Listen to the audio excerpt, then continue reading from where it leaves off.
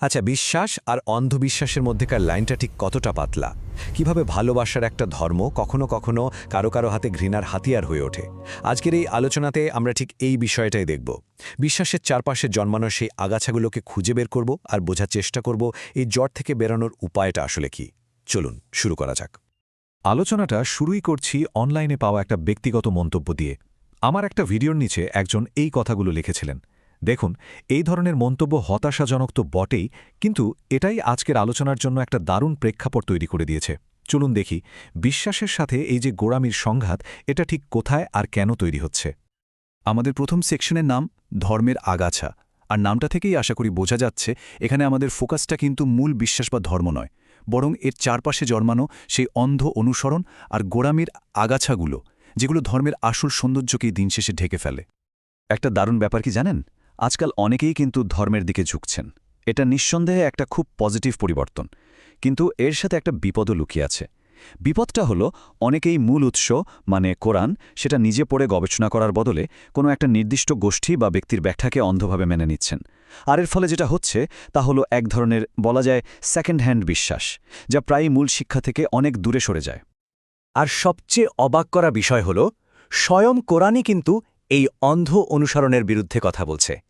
এই আয়াতটা দেখুন, এখানে আল্লাহ মানুষকে তাদের বিচার বুদ্ধি ব্যবহার করতে বলছেন, আর যারা তা করে না তাদেরকেই বলা হচ্ছে নিকৃষ্টতম জীব। ভাবুন তো একবার, এর চেয়ে শক্তিশালী বার্তা আর কি হতে পারে? এটা তো অন্ধ আনুগত্যের ধারণাকে একেবারে সরাসরি চ্যালেঞ্জ করছে। তো প্রশ্ন হলো, এই যে এত বিভ্রান্তি, এত মতবিরোধ, এর মূল উৎসটা কোথায়? চলুন একটু গভীরে যাই।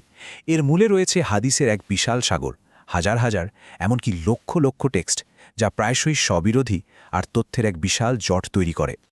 শুধু সংখ্যাটা একবার দেখুন। বলা হয় শুধুমাত্র সুন্নি ইসলামের মধ্যেই প্রায় ৩৫ লক্ষ হাদিস সংকলিত হয়েছে।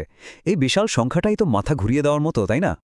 আর আগের স্লাইডের ৩৫ লক্ষের সাথে এই সংখ্যাটা এবার মিলিয়ে দেখুন। কঠোর যাচাই বাছাইয়ের যে মানদণ্ডগুলো আছে সেগুলোতে উত্তীর্ণ হওয়া হাদিসের সংখ্যা আন্দাজ করা হয় মাত্র ৩,০০০। এই আকাশ-পাতাল পার্থক্যটাই কিন্তু আমাদের অনেক কিছু বলে দেয়। এই বিপুল পরিমাণ হাদিসের কারণে একটা অদ্ভুত পরিস্থিতি তৈরি হয়েছেটা কি? যে কেউ নিজের মতবাদকে সাপোর্ট করার জন্য সুবিধামতো একটা হাদিস খুঁজে নিতে পারে। কোনটা সহি আর কোনটা জাল, সেই সিদ্ধান্তটাও অনেক সময় ব্যক্তিগত পছন্দের ওপর নির্ভর করে বসে। আর ঠিক এখানেই কোরআনের সাথে এর পার্থক্য। কোরআনের একটাই সংস্করণ, এখানে নিজের পছন্দমতো বেছে নেওয়ার কোনো সুযোগই নেই। তাহলে এই বিভ্রান্তি সাগর থেকে বেরোনোর উপায় কি? উপায় আছে। আর এই পর্বের মূল সমাধানটি হল কোরআনকে সত্য যাচাইয়ের চূড়ান্ত মানদণ্ড বা কোষ্ঠী পাথর হিসাবে ব্যবহার করা। নিয়মটা আসলে খুবই সহজ, কিন্তু অবিশ্বাস্য রকম শক্তিশালী। যে কোনো ধর্মীয় গ্রন্থ, মতবাদ বা ব্যাখ্যাকে প্রথমে কোরআনের মানদণ্ডে পরীক্ষা করতে হবে। যদি তা কোরআনের সাথে না মেলে, তাহলে উত্তরটা খুবই সহজ, সেটা গ্রহণযোগ্য নয়। ব্যাস, এটুকুই। কোষ্ঠী পাথর উপমাটা কিন্তু দারুণ। ঠিক যেমন সোনা আসল না নকল তা যাচাই করার জন্য কোষ্ঠী পাথরে ঘষে দেখা হয়, ঠিক সেভাবেই যে কোনো ধর্মীয় দাবি বা হাদিসকে কোরআনের মানদণ্ডে যাচাই করতে হবে। তাহলেই এর বিশুদ্ধতা বোঝা যাবে। তাহলে দেখুন প্রক্রিয়াটা কতটা যৌক্তিক আর সহজ। যে কোনো হাদিস বা ধর্মীয় বক্তব্যকে দুটো ফিল্টারের মধ্যে দিয়ে যেতে হবে। প্রথম ফিল্টার কোরআন, এটা কি কোরআনের সাথে মেলে? দ্বিতীয় ফিল্টার যুক্তি ও বিজ্ঞান, এটা কি অযৌক্তিক বা অবৈজ্ঞানিক? যদি দুটো পরীক্ষাতেই পাশ করে, কেবল তখনই তা গ্রহণযোগ্য হতে পারে, এর আগে নয়। আর সবচেয়ে অসাধারণ ব্যাপারটা কি জানেন? ইসলামিক আইনশাস্ত্রের বড় বড় ইমামরা, যেমন ধরুন ইমাম আবু হানিফা, তারা নিজেরাই এই নীতির কথা বলে গেছেন। তারা কখনো চাননি যে তাদের কথা কোরআনের উপরে স্থান পাক। তারা একদম স্পষ্ট করে বলেছেন, আমার কথাও যদি কোরআনের বিরুদ্ধে যায় তবে তা গ্রহণ করো না। কি অসাধারণ সততা আর বিনয়, ভাবা যায়? চলুন এবার একটু ইতিহাসে চোখ রাখি, দেখি কিভাবে সময়ের সাথে সাথে গবেষণা আর বিতর্কের একটা দারুণ সংস্কৃতি থেকে সরে এসে আমরা এক ধরনের কঠোর এবং প্রশ্নহীন আনুগত্যের প্রথায় আটকে গেলাম। এই স্লাইডটা আসলে একটা গোটা যুগের গল্প বলছে। যাত্রাটা শুরু হয়েছিল ইজতিহাদ দিয়ে, মানে ব্যক্তিগত গবেষণা আর যুক্তির দরজা ছিল খোলা। সেখান থেকে তৈরি হলো ফিকহ বা আইনশাস্ত্র। ধীরে ধীরে এলো ইজমা বা ঐকমত্যের ধারণা, আর সবশেষে এলো তাকলিদ, যা ব্যক্তিগত গবেষণার সেই খোলা দরজাটাকেই বলতে গেলে প্রায় বন্ধ করে দিল। সোজা কথায় তাকলিদ মানে হল অন্ধ অনুসরণ। এটা প্রমাণভিত্তিক গবেষণা বা কোনো কিছু বুঝে সিদ্ধান্ত নেওয়ার ঠিক উল্টো একটা ব্যাপার। এখানে একজন ব্যক্তি নিজের বিচারবুদ্ধি ব্যবহার না করে নির্দিষ্ট কোনো ইমাম বা মাযহাবের সিদ্ধান্তকেই ফাইনাল বলে মেনে নেন। এই স্লাইডে দুটো দিক একটু পাশাপাশি দেখুন। একদিকে বড় বড় ইমামরা জ্ঞানের দরজা খুলে দিয়ে বলছেন, আমাদের কথাকেও কোরআন দিয়ে যাচাই করো। আর অন্যদিকে তাদেরই অনুসারীরা সেই দরজা বন্ধ করে দিয়ে বলছেন, ইমামদের প্রশ্ন করা যাবে না, নিজেরা গবেষণা করলে পথভ্রষ্ট হয়ে যাবে। ভাবুন তো একবার, মূল উদ্দেশ্য থেকে কি বিশাল এক বিচ্যুতি। আমরা আমাদের আলোচনার একেবারে শেষ পর্বে চলে এসেছি, আর এখানে আমরা এই শক্তিশালী বার্তাটি নিয়েই কথা বলবো যে ধর্মকে বোঝাটা একটা ব্যক্তিগত দায়িত্ব, যা অন্য কারোর উপর ছেড়ে দেওয়ার জিনিস নয়। আচ্ছা, এবার একটা খুব কমন কিন্তু খুব গুরুত্বপূর্ণ প্রশ্নের উত্তর খোঁজা যাক। এই প্রশ্নটা ব্যবহার করে অনেকেই সাধারণ মানুষকে কোরআন থেকে দূরে রাখতে চান।